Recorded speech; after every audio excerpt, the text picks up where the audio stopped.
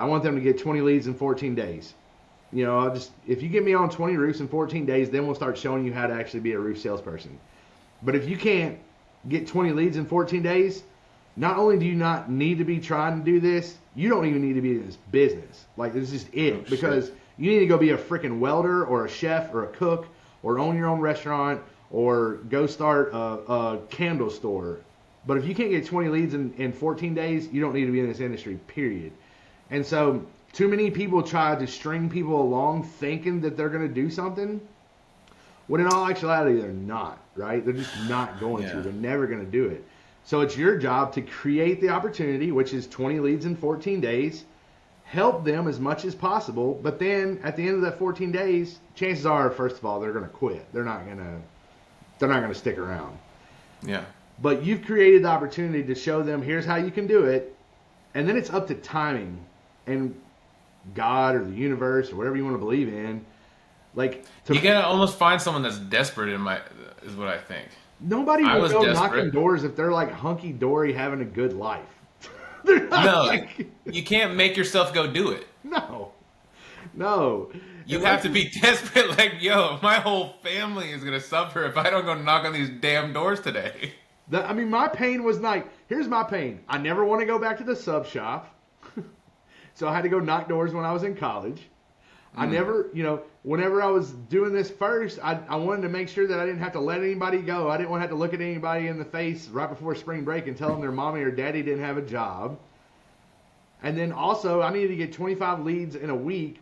So that way, because what we ended up doing was they called me downspout daddy. So I would go knock the doors.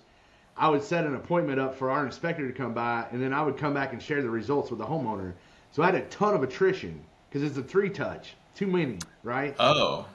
So I had a lot of attrition, right? So out of 25 leads, we would inspect 15 or 17, and out of those 15 or 17, I might talk to 8 or 12, right? And then you're only getting a third of that commission or something like that, right? Yeah. And so I'm shrinking everything down. Well, they were giving me full boat commission. I was getting a good commission because I told them, they said, as long as you got 25 a week, we'll pay for the inspector. And I was like, okay. Yeah.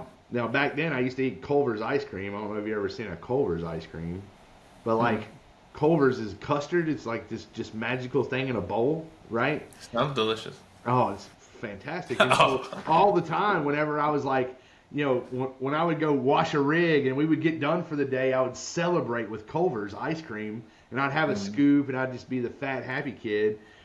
And so the one thing that I knew, the thing I know about myself is if I want to accomplish anything, I have to find the small steps of victories along the way to get to a bigger point.